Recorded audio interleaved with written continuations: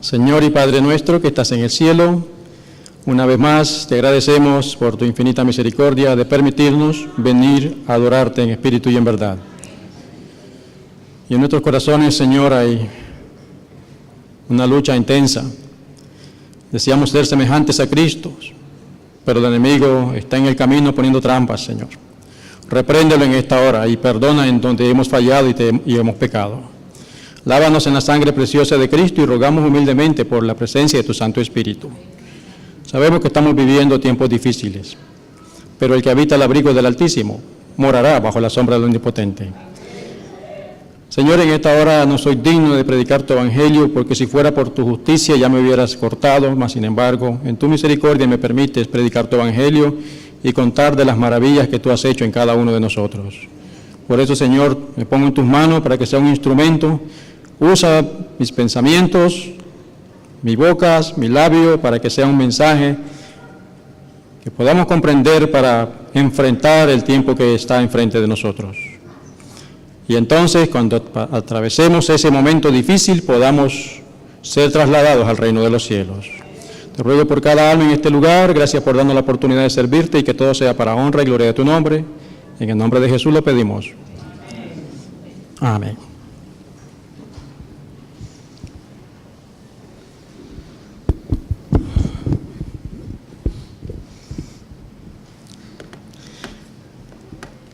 En la lectura bíblica, nosotros leímos Éxodo 32, versos 33 y 34, lo vamos a leer nuevamente. Y Jehová respondió a Moisés: al que pecare contra mí, a éste raeré yo de mi libro. Ve pues ahora, lleva a este pueblo a donde te he dicho. He aquí mi ángel irá delante de ti, pero en el día del castigo yo castigaré en ellos su pecado. Durante la semana pasada, hablando con una joven, esta joven me comentaba, y me dio mucho gozo lo que me dijo. Dice: estoy buscando más las cosas del Señor y rechazando las cosas del mundo. Y bueno, gloria a Dios. Y en la conversación llegamos a un punto donde surgió la pregunta, y este tema pues Dios lo inspiró en esa dirección, para atender la inquietud, la pregunta o la duda que haya en alguno de nuestros corazones. Algunos de nuestros corazones y en la mayoría de los que están afuera. Durante conversábamos, llegamos al punto donde si Dios castiga o no. Entonces, cuando conversamos, entonces ella dijo: yo quisiera saber si Dios castiga o no. Entonces, con eso en mente, el Señor nos inspiró este tema.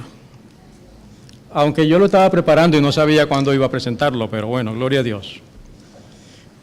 En el camino a Cristo, en el capítulo 13, la fuente de regocijo y felicidad nos dice: es la obra de Satanás representar al Señor como falto de compasión y piedad. Tergiversa la verdad respecto a Él, llena la imaginación de ideas falsas tocante a Dios. Y en vez de esparcirnos en la verdad con respecto a nuestro Padre Celestial, muchísimas veces fijamos la mente en las falsas representaciones de Satanás y deshonramos a Dios desconfiando de Él y murmurando contra Él. Satanás siempre procura presentar la vida religiosa como una vida de tinieblas. Desea hacerla aparecer penosa y difícil, y cuando el cristiano, por su incredulidad, presenta en su vida la religión bajo este aspecto, secunda la falsedad de Satanás. Cuando estuve trabajando en el restaurante, llegaban dos hombres, eran asiduos clientes de allí, y pues como llegaban de continuo todos los lunes, empezó a haber una amistad entre nosotros, y resulta que me entero de que ellos eran cristianos, y ellos tenían su propia empresa, o su propio trabajo. Entonces un lunes que llegaron, le pregunté: y cuéntame, ¿cómo estás? ¿Tienes trabajo? Y me dice: sí, tengo muchísimo trabajo. Entonces yo le dije: bueno, tú eres uno de los bendecidos de Dios. ¿Sabes lo que me respondió él? Porque le dije, tú eres uno de los bendecidos de Dios porque hay muchísimos que no tienen trabajo. ¿Sabes lo que me dijo él? No, hombre, no, si el trabajo es un castigo. Yo creo que él estaba escuchando al negrito del batey. Porque dice, el trabajo es un castigo, es una maldición, dice, Dios lo dejó como un castigo, dice. Entonces imagínense, si estos son los cristianos que hablan así, ¿qué será lo de allá afuera? Y como no entendemos entonces cómo es Dios, esto nos está llevando a vivir en tiempos extremadamente peligrosos, ¿sí o no? El Señor Jesús dijo que iban a haber, justo antes de su venida, pues guerra, iba a haber también hambres, rumores de guerra. En el testimonio de Jesucristo dice que cada vez son más frecuentes los asaltos y los secuestros, y el armamento corre allá afuera de una manera increíble. Y eso pues nos está haciendo vivir en una crisis, ¿sí o no? O también en unos tiempos difíciles. Es allí donde hemos tomado el nombre del título de este tema. Tiempos difíciles, medidas extremas, sin embargo, cuidado con los extremos, porque te pueden hacer daño. Entonces, en la Escritura es donde nosotros siempre vemos, este libro está escrito para hablarnos en realidad de la gran controversia entre Cristo y Satanás, ¿cierto? Y desde que este individuo, Lucifer en ese tiempo, se rebeló contra Dios, ha llegado a llenar el universo entero de tragedia, de dolor, de miseria. Y entonces la Escritura, la Santa Biblia, lo que hace es hablarnos de muchas crisis, pero nosotros nos vamos a enfocar en esta hora en aprender de esas crisis, porque de la medida como nosotros nos desarrollemos en la crisis, vamos a tener consecuencias. También vamos a usar, además de las Sagradas Escrituras, el testimonio de Jesucristo, donde nos dice el Señor, en Joya de los Testimonios, tomo 2, bajo el título El conflicto inminente, una gran crisis aguarda al pueblo de Dios, una crisis aguarda al mundo, la lucha más portentosa de todas las edades está por producirse, acontecimientos que durante más de 40 años nosotros, eso lo escribió allá en 1880, imagínense, para nosotros ya son más de 170 años, ¿cierto?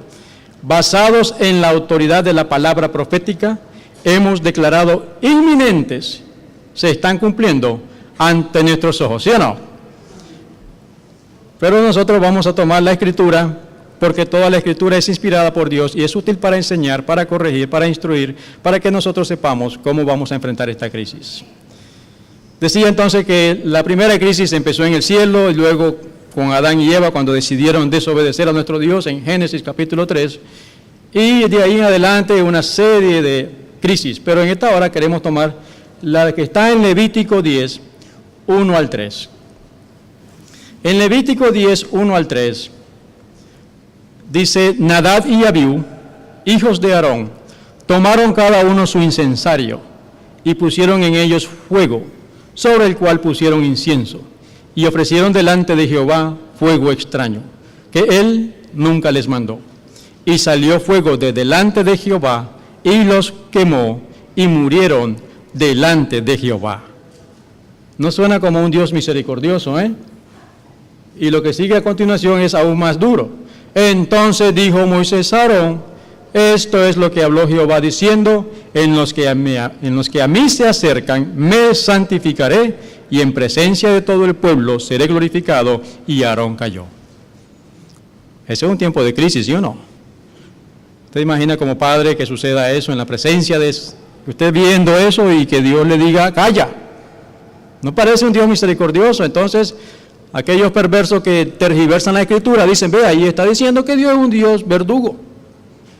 Pero vamos a ver por qué sucedió, cuál fue el problema aquí.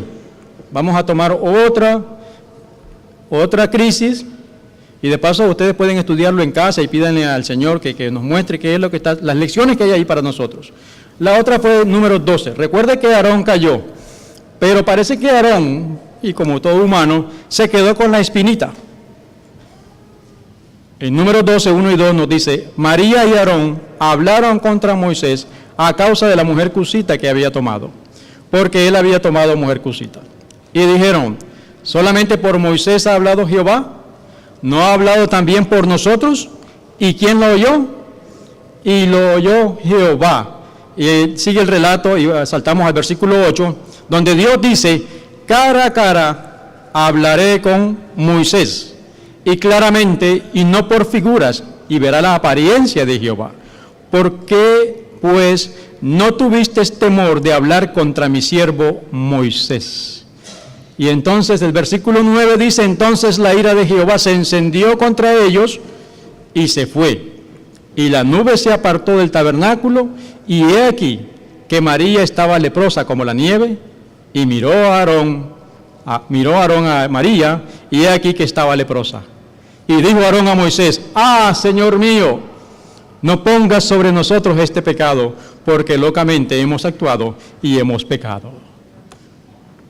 Otra cita donde aparentemente, como que no hay misericordia ahí, ¿cierto?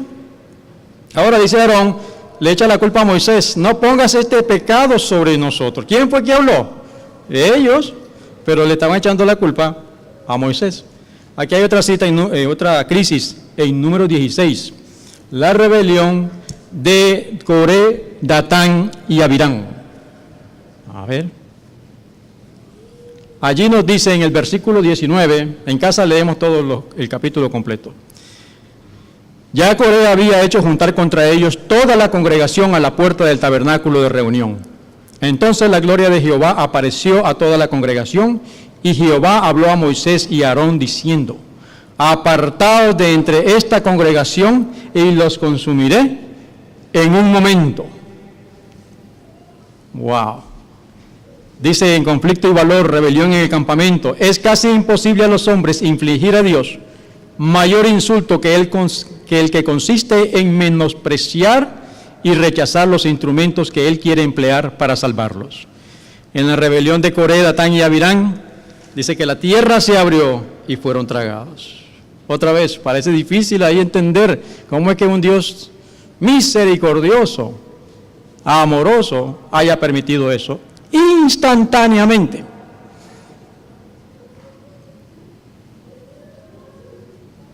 ¿Cuál sería la respuesta? Sencillo. Habría que estudiar toda la Biblia.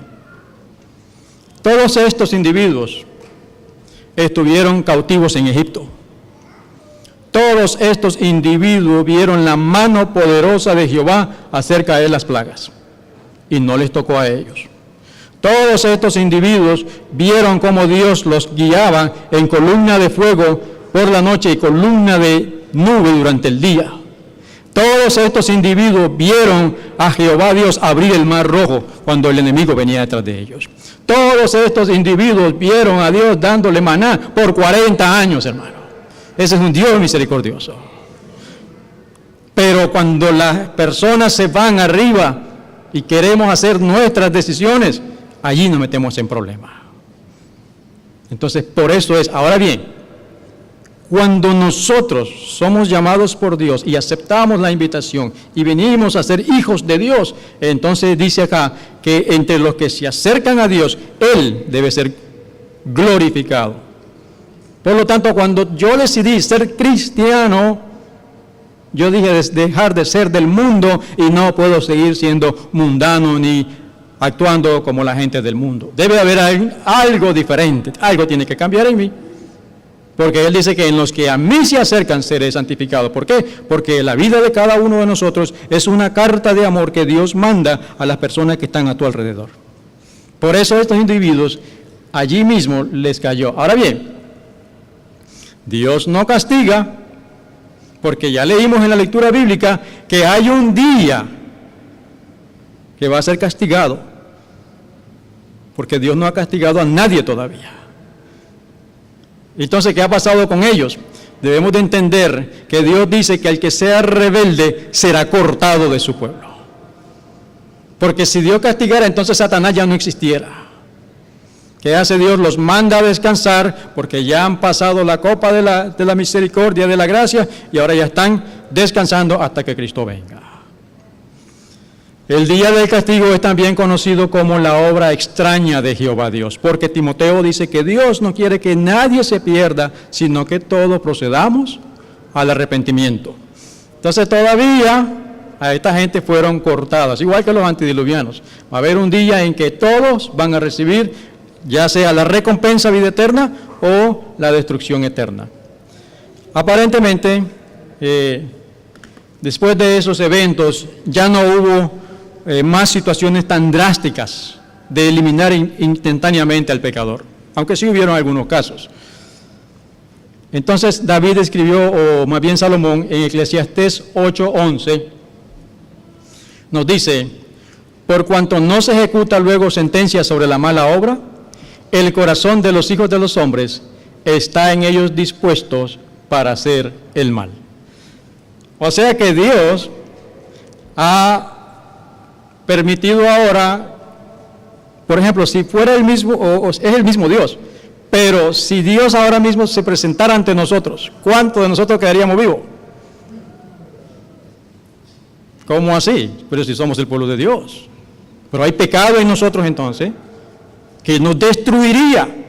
Por eso Él decidió, con el Espíritu Santo, Él puede estar con nosotros, estarnos diciendo: arrepiéntete, porque si sigues en esa dirección, vas a ser destruido. Eso es la misericordia, esa vocecita que constantemente te está diciendo: arrepiéntete, no lo hagas. Entonces, dice, como no se ejecuta luego la sentencia, el corazón de los hombres dice: no, hay que hacer diversión, porque total, el mundo no se va a acabar, vamos a seguir de fiesta, Dios es un Dios de amor, Dios es un Dios de misericordia, Dios no va a destruir. Ahora vamos a saltar a otra crisis, que en esta sí nos vamos a entretener un poquito más, porque vamos a ir ahora a la raíz de la crisis. Porque si nosotros sabemos dónde está la raíz, es igual que la obra médico-misionera, si sé dónde está el problema, entonces ahora ya va a poder resolver el problema, ¿sí o no? Primera de Samuel 2:12. En 1 Samuel 2:12 también les invito a que lean en casa todo el capítulo. Aquí vamos a hablar de otros hijos de un sacerdote. Eran los hijos de Elí, eran hombres impíos y no tenían conocimiento de Jehová. ¿Cómo así?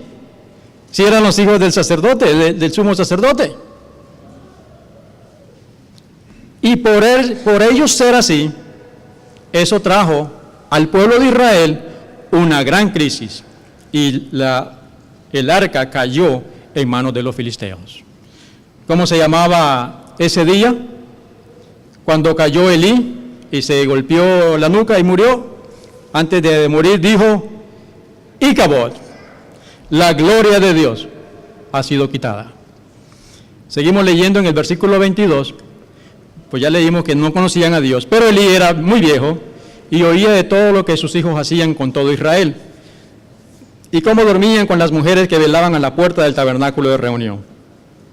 Yo me acuerdo cuando no era cristiano, muchos hombres allá afuera decían: no voy a la iglesia, y a mi mujer no le permito que vaya a la iglesia porque seguro que va a dormir con el pastor. Parece que eso viene desde aquí, desde los días de Elí, desde los hijos de Elí. Y les dijo: ¿por qué hacéis cosas semejantes? Porque yo oigo de todo este pueblo vuestros malos procederes. Le dice Elí a los hijos: no, hijos míos, porque no es buena la fama la que yo oigo, pues hacéis pecar al pueblo de Jehová. Si pecare el hombre contra el hombre, los jueces le juzgarán, mas si alguno pecare contra Jehová, ¿quién rogará por él? Pero ellos no oyeron la voz de su padre, porque Jehová había resuelto hacerlos morir. Quiere decir que ya ellos, la rebelión era tan grande, estaba tan implantada, como dice el testimonio de Jesucristo, la rebelión establecida es incurable. Y ya ellos, pues ya estaba determinado el destino en ellos. Y luego vino un varón de Dios a Elí y le dijo: así ha dicho Jehová, ¿no me manifesté yo claramente a la casa de tu padre, cuando estaba en Egipto en casa de Faraón? Por tanto, Jehová el Dios de Israel dice: yo había dicho que tu casa y la casa de tu padre andarían delante de mí perpetuamente. Mas ahora ha dicho Jehová: nunca yo tal haga, porque yo honraré a los que me honran, y los que me desprecian serán tenidos en poco. ¿Cómo dice el Señor? Mas ahora ha dicho Jehová, nunca yo tal haga, porque honraré a los que me honran, y los que me desprecian serán tenidos en poco. Ahora vamos a ir al comentario de Patriarcas y Profetas en el capítulo Elí y sus hijos. Les recomiendo que lo lea. Muchas lecciones allí. Y nos dice allí, Elí era sacerdote y juez de Israel. Ocupaba los puestos más altos y de mayor responsabilidad entre el pueblo de Dios. Como hombre escogido divinamente para las sagradas obligaciones del sacerdocio y puesto sobre todo el país como la autoridad judicial más elevada, se le consideraba como un ejemplo y ejercía una gran influencia sobre las tribus de Israel. Pero aunque había sido nombrado para que gobernara al pueblo, no regía bien su propia casa. Parece que estaba muy ocupado en la obra. Elí era un padre indulgente, amaba tanto la paz y la comodidad que no ejercía su autoridad para corregir los malos hábitos ni las pasiones de sus hijos. Antes que contender con ellos o castigarlos, prefería someterse a la voluntad de ellos y les cedía en todo. En vez de considerar la educación de sus hijos como una de sus responsabilidades más importantes, trataba el asunto como si tuviera muy poca importancia. El sacerdote y juez de Israel no había sido dejado en las tinieblas con respecto a la obligación de refrenar y disciplinar a los hijos que Dios había confiado a su cuidado.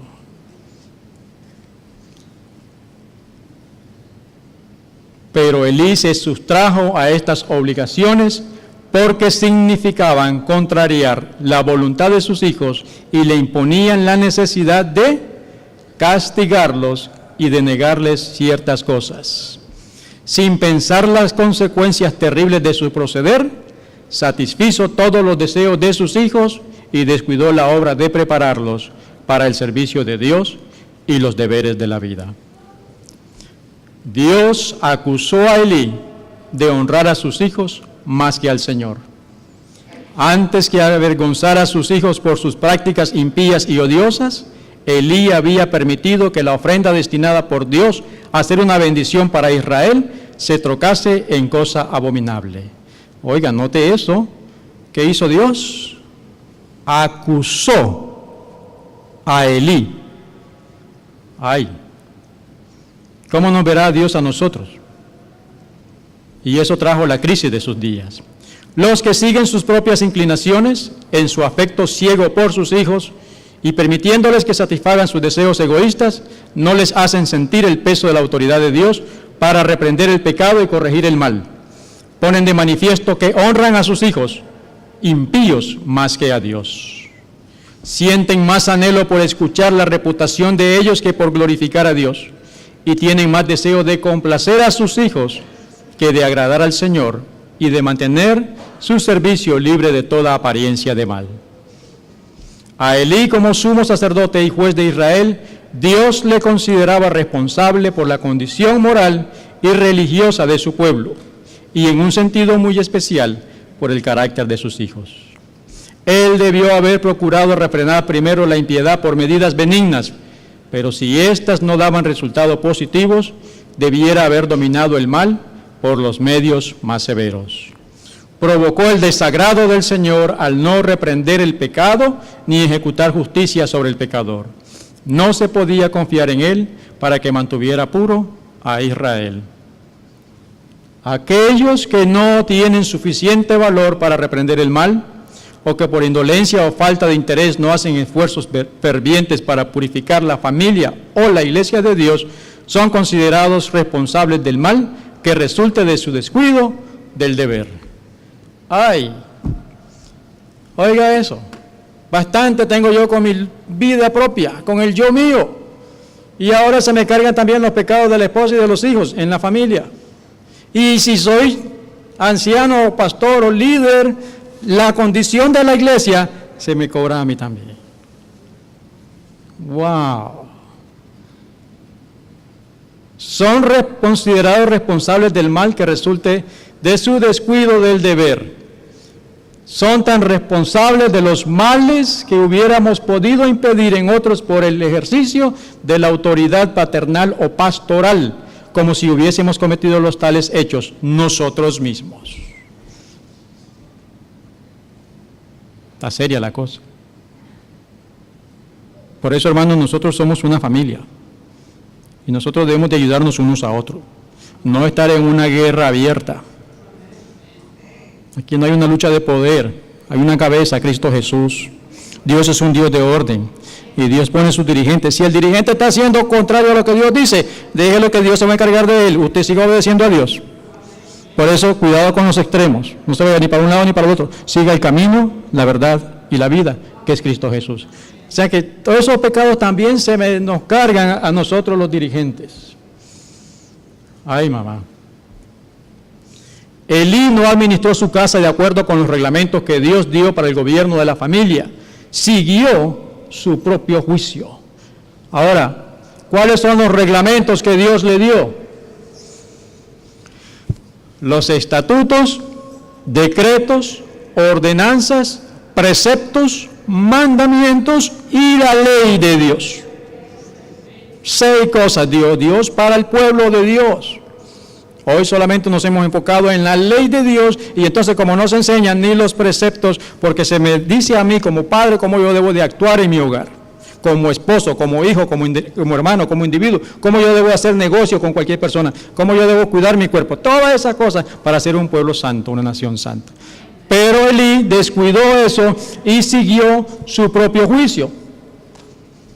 Por eso, hermano querido, nosotros, los hijos de Dios, toditos debemos de estudiar la palabra de Dios por nosotros mismos. Si hay una sola Biblia, si hay un solo Espíritu, todos aquí nosotros deberíamos ser unánimes. ¿Sí o no? Yo no puedo seguir mi propio juicio. El día que siga mi propio juicio, dice en la gran controversia entre Cristo y Satanás, en el mismo introducción, el principio que induce a abandonarse a impresiones y a descuidar las Santas Escrituras solo puede conducir a la confusión, al engaño y a la ruina. Solo sirve para fomentar los designios del maligno. El padre indulgente pasó por alto las faltas y los pecados de sus hijos en su niñez, lisonjeándose de que después de algún tiempo, al crecer, abandonarían sus tendencias impías. Muchos están cometiendo ahora un error semejante. Creen conocer una manera mejor de educar a sus hijos que la indicada por Dios en su palabra. Fomentan tendencias malas en ellos y se excusan diciendo, son demasiado jóvenes para ser castigados. Esperemos que sean mayores y se puede razonar con ellos. En esta forma se permite que los malos hábitos se fortalezcan hasta convertirse en una segunda naturaleza. Los niños crecen sin freno, con rasgos de carácter que son una maldición para ellos durante toda su vida y que propenderán a reproducirse en otros. Sigue diciendo en el mismo capítulo, no hay maldición más grande en una casa que la de permitir a los niños que hagan su propia voluntad. Por eso estamos como estamos. Todos nuestros jóvenes, si ustedes se fijan, todas las últimas masacres son jóvenes de 17 a 25 años que crecieron jugando las maquinitas y viendo las peliculitas. Cuando los padres acceden a todos los deseos de sus hijos y les permiten participar en cosas que reconocen perjudiciales, los hijos pierden todo respeto. Los hijos pierden pronto todo respeto por sus padres, toda consideración por la autoridad de Dios o del hombre y son llevados cautivos de la voluntad de Satanás. La influencia de una familia mal gobernada se difunde y es desastrosa para toda la sociedad. Se acumula en una ola de maldad que afecta a las familias, las comunidades y los gobiernos. Ahora mismo estamos viviendo un caso de una familia, ¿verdad?, donde la madre y el padre lloran amargamente. Si se toleran las prácticas impías en los hijos, mientras que los padres hacen profesión de religión, la verdad de Dios queda expuesta al oprobio. Usted puede ser muy predicador, muy cristiano, pero si sus hijos están haciendo otra cosa, eso más bien es un oprobio para la causa de Dios. Y otra vez, volviendo a la misericordia de Dios, gloria a Dios que Dios no me corta, no me ha destruido. Eso es misericordia, ¿sí o no? Cada minuto, cada segundo es una misericordia de Dios, que yo esté vivo todavía, ya debería estar cortado hace rato, pero me está dando la oportunidad que enderezca la nave. La mejor prueba del cristianismo en un hogar es la clase de carácter engendrada por su influencia. Las acciones hablan en voz mucho más alta que la profesión de piedad más positiva. Puede predicar muy lindo, puede hacer todo lo que usted quiera, pero queremos hechos, no solamente palabra. La mejor prueba de cristianismo, otra vez ya lo vimos, es un hogar cristiano donde se presente a los niños los principios de respeto a Dios. Hoy estamos cosechando amargamente. Nuestra juventud está sufriendo mucho, hermanos, mucho, mucho. La madre siempre debiera tener la cooperación del padre en sus esfuerzos para establecer el fundamento de un buen carácter cristiano en sus hijos. Eso es lo que Dios quería. Pero a todos nosotros, los que nacimos de México para allá abajo, nos enseñaron que usted es varoncito, usted es un hombrecito. Eso es para los mexicanos dicen una palabra, pero yo, las hermanas, para las señoras. Y entonces el muy varoncito estaba borracho, tendido, tirado en una calle, mientras que los hijos pobres sufriendo. Y el domingo muy aleluya y gloria a Dios. El otro extremo es,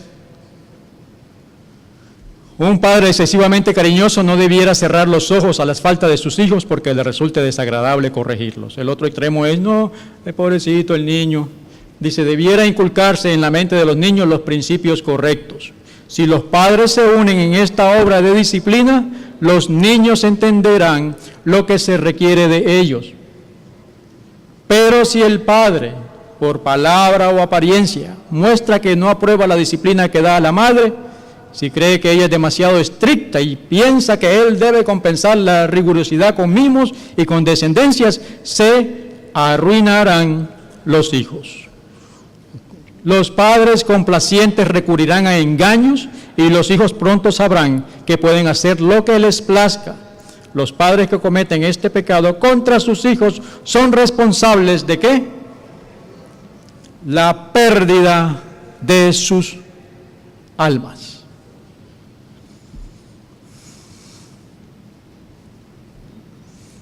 Sed firmes, sed decididos en poner en práctica la instrucción de la Biblia, pero liberados de toda pasión. La otra extremo es que sea duro con ellos, poner supuestamente disciplina y no dar ejemplo.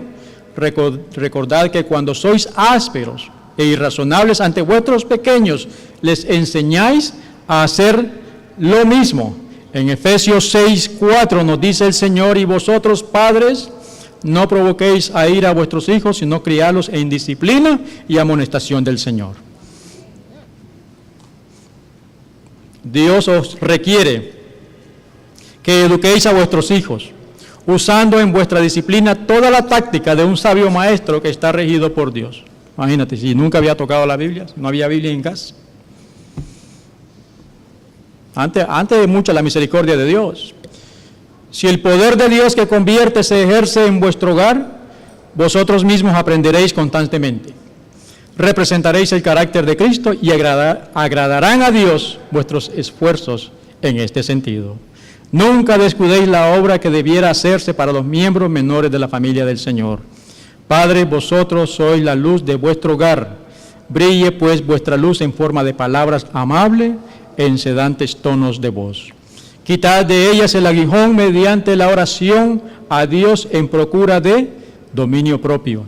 Y los ángeles estarán en vuestro hogar, pues ellos observarán vuestra luz. Wow.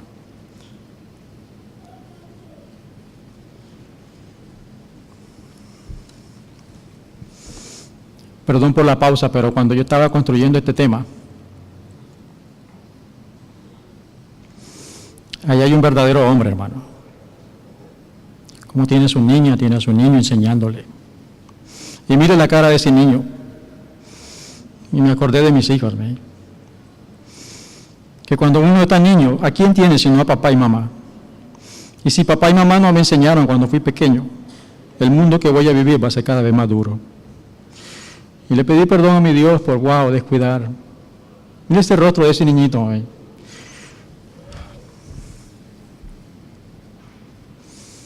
La disciplina que deis a vuestros hijos proseguirá en forma de corrientes fuertes y claras, que llegan hasta el mundo saliendo de vuestro hogar correctamente conducido. Eso fue la teoría, ahora vamos a la práctica. Allá por el año, creo que fue el año 2008, estábamos nosotros todavía allá en Buchanan. No, en Buchanan no, allá en David, segundo piso. Y en aquellos días apareció un joven que se llamaba Antonio Bonilla, lo trajo la hermana Elizabeth César, que había sido quemado en un accidente y trajo. Y nos hicimos amistad, es nicaragüense. En los años 1983 yo estuve en las montañas de Pantasma con P, no con F. Y estaba en el servicio militar obligatorio y ahí el Señor me libró de víboras, de balaceras, de ríos revueltos, de avispas, milagrosamente. Y este muchacho era de ese lugar.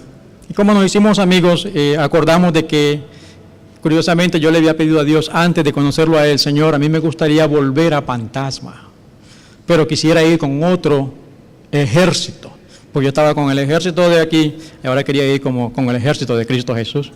Y me envía este hombre, y acordamos, y él me da una encomienda para llevársela a su casa. Y Dios me estaba contestando ahí la pregunta de la oración, de ir nuevamente a ese lugar. Pero resulta, hermanos, que nosotros habíamos hecho un viaje de 4 semanas. En la tercera semana yo pensé, voy a ir a atender este asunto y luego ya pues nos volvemos. El día anterior, o 2 días anteriores a que yo fuera a ese viaje, mi hijo se enfermó de dengue. Y los médicos dijeron, hay que ponerlo en estudio porque le puede ser un dengue hemorrágico.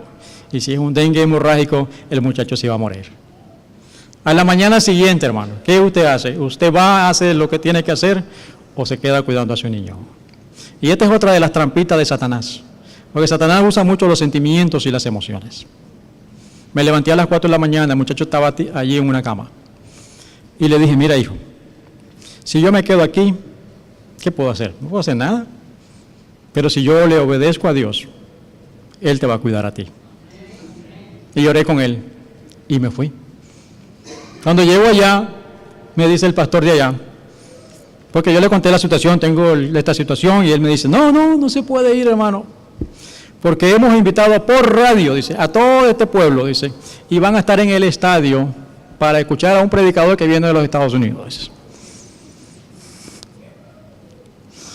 Bueno, hermano, vamos a hacer entonces, ni modo, vamos a hacerlo. Y hermano, increíble ahí esa gente como venía caminando 2 días de camino de la montaña, escuchando el mensaje. Al día siguiente, que tiene que hacer ahora una reunión con todos los pastores dominicales.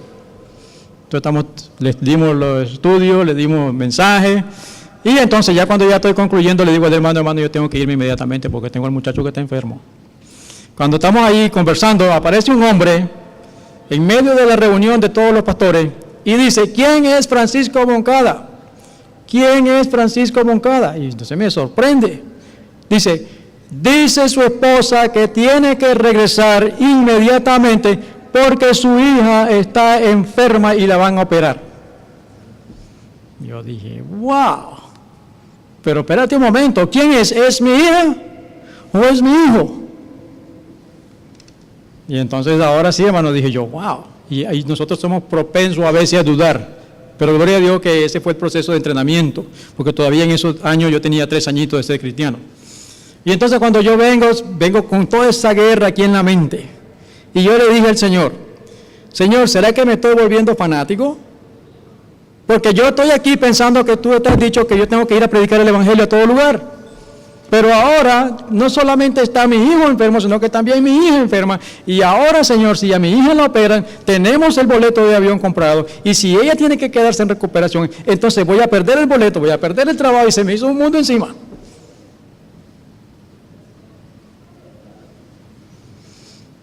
Pero después me vino a la mente, castillo fuerte es nuestro Dios. Después el resto del camino llegó a la casa. Oye, qué viaje más largo, 8 horas desde lo más profundo de la montaña hasta llegar a la ciudad. Y obviamente en mi país, en aquellos días, no sé si ahora todavía, no había luz, nunca hay luz. Oscuro todo eso. Agarro un taxi, voy a la casa y afortunadamente, gloria a Dios, el cuñado le había prestado el carro a mi hermano y estaban precisamente en el momento que llegué en la casa. Y entonces me entero que era la hija la que estaba en el hospital ahora. Y entonces ella arrancó para el hospital. Cuando llego al hospital me di cuenta, escucha este testimonio. Cuando yo entro y veo a mi hija, ustedes saben esas miradas que dicen mucho pero no dicen nada. Pero yo sentí que me estaba recriminando. Papi, estoy en un país donde no es el mío, o por lo menos no, sus amigos no están ahí, y tú, lejos, y aquí en un hospital. Pero le dije a mi hija, después que escuché el testimonio, resulta que a ella le dio un dolor, parece que del lado de la vesícula, y la llevaron de emergencia al hospital. Pero en el hospital le dijeron a la mamá, tiene que pagar $50 para administrarla. Pero la señora no tenía dinero, porque no es que papá tenía dinero, pero el papá estaba en viaje, y él lo tenía oculto, los 10 pesos que tenía. Son $50 para que la puedan recibir. ¿Y ahora qué hace? Pues alguien dijo, yo doy los $50. Y la administraron y la chequearon. Después le dicen, bueno, hay que dejarla en observación, pero son $200. Si no podíamos con 50, ahora con 200. Apareció otro y dice, yo doy los $200, atiéndala. Y los médicos atendiéndola como si fuera, bueno, una princesa, bueno, en ese tiempo más todavía. La estaban atendiendo de maravilla. Y le dije a mi hija, viste hija, si yo hubiera estado aquí yo no hubiera podido hacer nada. Pero Dios, si hago la voluntad de Él, cuidará de ustedes. Finalmente el día siguiente me le dieron de alta y entonces pudimos traer de regreso en nuestro país, a este país, a nuestros hijos. Gloria a Dios. Otra breve crisis fue cuando la graduación de mi hijo. En la graduación de mi hijo, él estaba en la academia y la graduación de él fue viernes por la noche, sábado. Y para mí eso fue una prueba, hermanos. Entonces yo le dije, hablando, pero ¿por qué tenemos que hacerlo en viernes por la noche si el mandamiento dice no hagas en él ninguna obra? Y llegué y en esa misma graduación había una hija de un pastor y hablé con este pastor. Y le dije, pastor, si el mandamiento de Dios me dice que no haga obra alguna, ¿por qué tenemos que hacerla en viernes por la noche si son las horas primeras? Bueno, tú sabes, yo creo que... Pero pastor, le estoy diciendo, mire el mandamiento. Sí, pero yo pienso que... Pero pastor, mire, pero es que yo siento, yo creo. Nunca me dijo un escrito está. Después los hermanitos que sabían más de Biblia que yo, supuestamente, porque han estado más tiempo en la iglesia, me decían, no, muchacho, no sea loco, no sea fanático, vaya con su hijo, porque si no va a dejar marcado a su niño para siempre. En esos días, nosotros teníamos como unos 3 o 4 grupos pequeños allá en Miami. Y había una hermana que ya había recibido toda la fe de Jesús, ya estaba lista y era misionera y era tremenda, pero no se bautizaba. Y estábamos luchando con ella casi por un año, hermana, pero bautícese. Él llegó el viernes. El viernes le digo a mi hijo, mira hijo, yo no puedo acompañarte. Yo me fui para la iglesia. Y siempre uno va con la mente, estoy haciendo lo correcto, no lo estoy haciendo. Cuando llego a la iglesia, me dicen los hermanos, porque me senté en la última banca. ¿Qué hace aquí, hermano? Dice, vaya, siéntese ahí al frente. Dice, ¿y por qué me voy a sentar al frente? Porque aquí hay bautizo esta noche, dice. Y la persona que se va a bautizar, usted le dio los estudios bíblicos. Y yo decía, ¿y quién será? ¿Quién era? La muchacha esa, la señora esa que no quería bautizarse. ¡Wow! Increíble las crisis que te están preparando para la crisis grande. Antiguamente la autoridad paterna era respetada. Los hijos estaban entonces sujetos a sus padres y los temían y reverenciaban. Pero en estos últimos días el orden ha sido invertido. Algunos padres están sujetos a sus hijos, temen contrariar su voluntad y por lo tanto ceden a lo que les exigen. Eso me llevó a otra crisis. Ustedes saben, los muchachos crecen empiezan a trabajar, tienen su dinerito en la bolsa, tienen el carro y como ya son, dicen ellos, mayores de edad, se van por ahí. Y yo entendiendo eso, yo les dije, bueno, está bien, yo sé que son jóvenes, los sábados, como la puesta de sol es a las 9, vengan a las 12 pues. Ah, no, me venían a la 1, me venían a las 2, y era conflicto. Y entonces la cosa se fue calentando, y ustedes imagínense la madre del lado de los hijos, del lado de lo que Dios dice. Entonces, yo les dije, yo quiero la bendición de Dios en mi casa. Y si ustedes van a seguir actuando así, se van a tener que ir. Y tú estarás pensando, a este se le pasó la mano aquí. Y por mucho tiempo estuve con eso en la mente, dándole vuelta. Pero Dios me enseñó la respuesta aquí. Tú la vas a ver. Porque tal vez, o alguno que está viendo por cámara, por video, por internet, tiene este conflicto. ¿A quién obedecer? ¿A Dios? ¿O a cualquier otra cosa? Sea hijo, madre, esposa, lo que sea.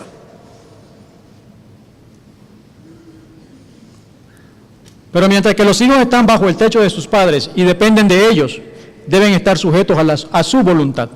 Los padres deben obrar con decisión, requiriendo que se acate lo que ellos consideran correcto.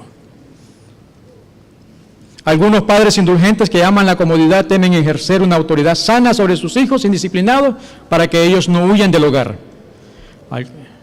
Sería mejor que algunos hicieran eso antes que permanecer en el hogar, viviendo a expensas de la generosidad de sus padres y al mismo tiempo hollando toda autoridad, tanto humana como divina. Oiga el consejo de Dios, si es rebelde,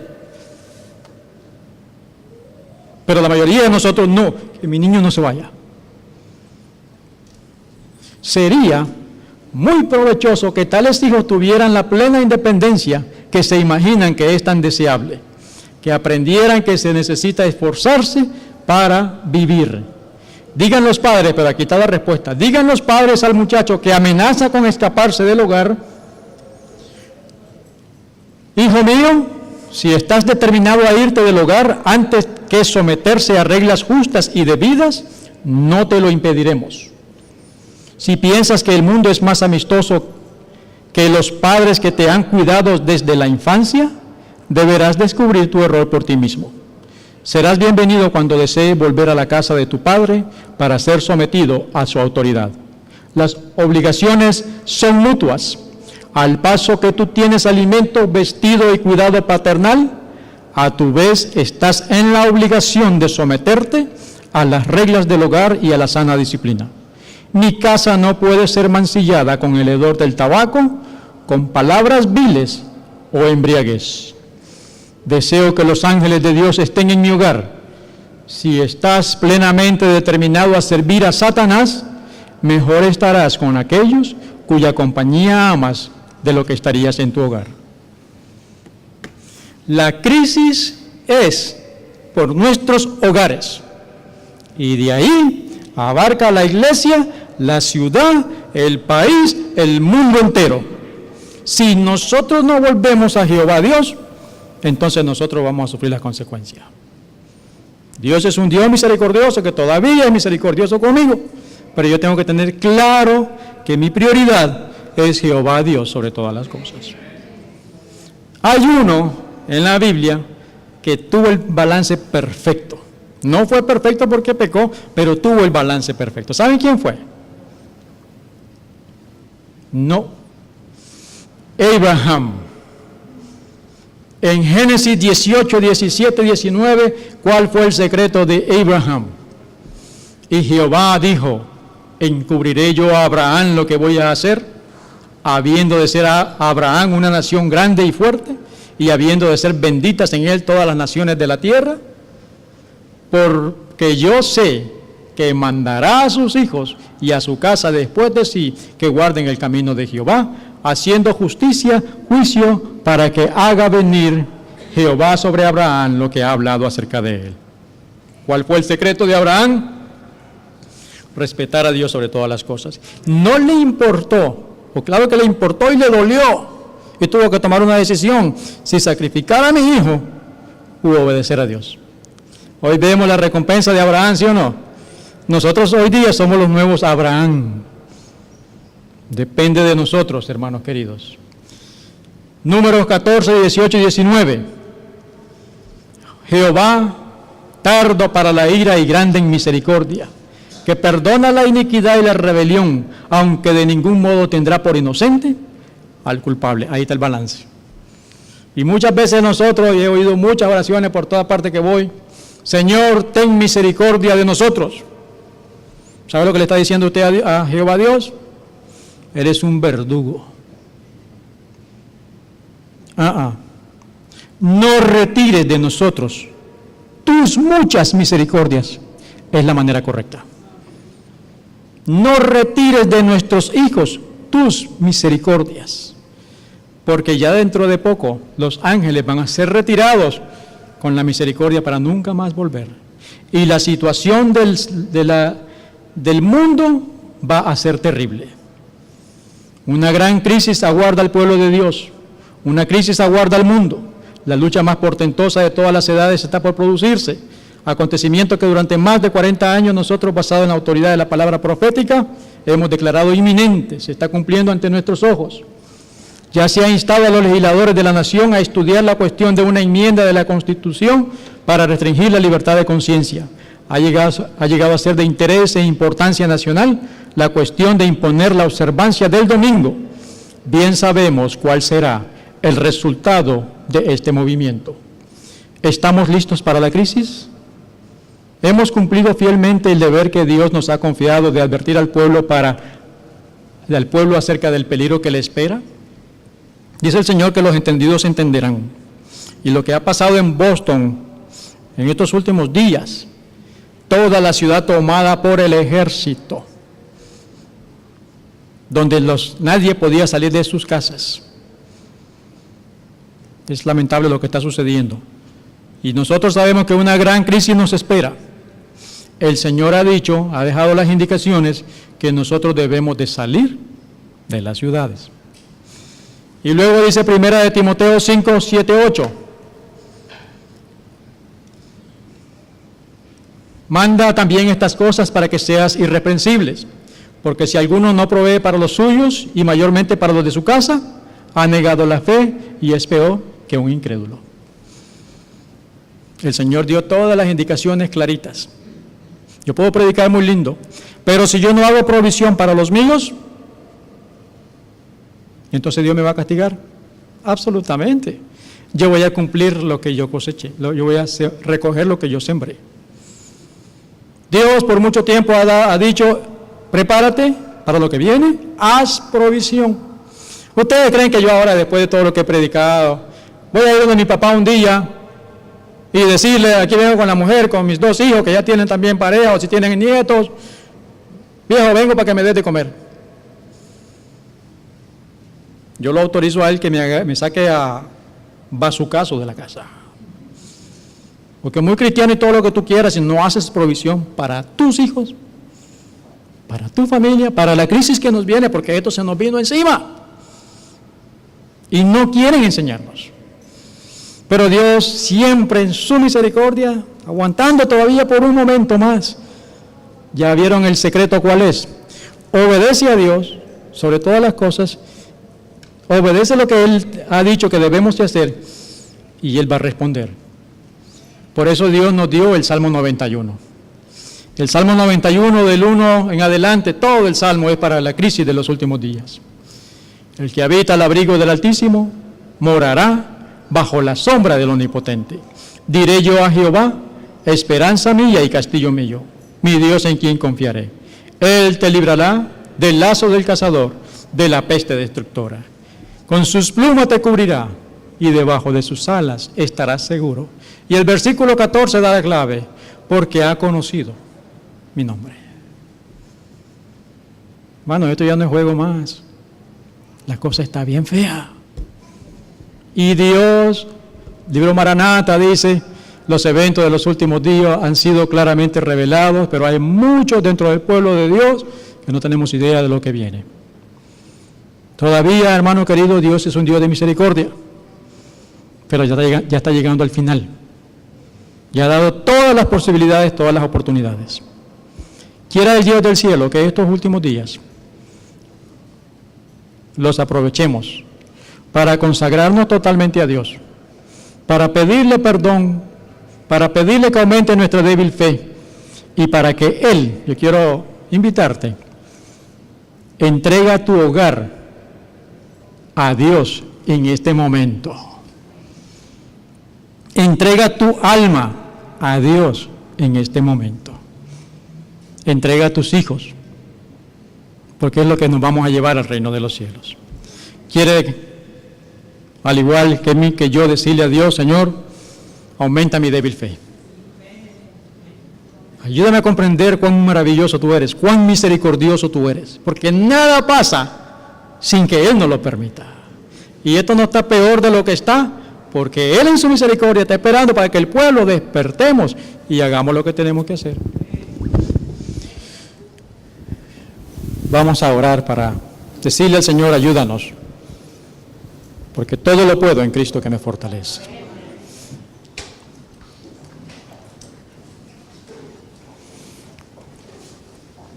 Señor y Padre nuestro que estás en el cielo, santificado sea tu nombre.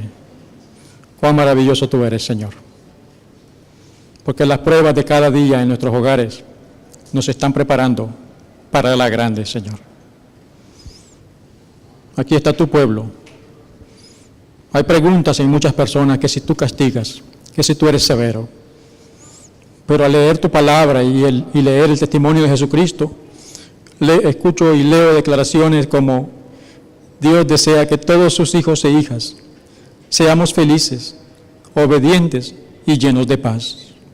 Aún en este mundo rebelde, convulsionado, tu maravillosa misericordia y gracia está con nosotros. Pero muchas veces, Padre, por nuestros pecados, porque no entendemos algunas cosas, te ofendemos. Te ruego por tu Santo Espíritu que trabaje en nuestros corazones en esta semana y que vayamos a esos libros, Señor, donde hay suficiente instrucción para que evitemos la gran crisis que está al frente de nosotros. Sabemos que Jehová está al control de todas las cosas. Sabemos que el que habita al abrigo del Altísimo morará bajo la sombra del Omnipotente. Te ruego una bendición muy especial para cada uno de los que aquí estamos, Señor. Aumenta nuestra débil fe, llénanos de tu Santo Espíritu, y quiero aprovechar para orar por nuestros hijos, esos niños que tú nos diste, Padre, y que tú nos has encomendado de llevarlos de regreso al redil. Quiero rogar por cada hermano de esta iglesia también, para que Satanás o Dios no nos engañe más, porque no es posible que haya conflictos en la niña de tus ojos. Ayúdanos a darnos cuenta que somos hermanos. Ayúdanos a tener el valor de humillarnos y si he ofendido a un hermano, ir y pedirle perdón. Y que juntos oremos. Porque Padre bendito, el tiempo se está terminando y el tiempo de gracia se va a cerrar muy pronto. Y para esos días nosotros necesitamos estar sellados, donde vamos a tener el mismo carácter de Cristo Jesús.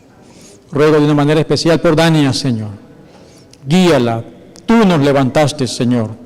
Y te suplicamos que tú la guíes hasta el reino de los cielos, Padre. Te ruego por cada amigo que nos visitó en esta hora, por cada dirigente, porque sin ti no somos absolutamente nada. Gracias, Señor, por tus muchas misericordias, porque Jehová es grande en misericordia y en verdad. Bendito y alabado sea tu nombre. Ven pronto y llévanos contigo. Te lo pedimos humildemente en el nombre santo de Cristo Jesús. Amén.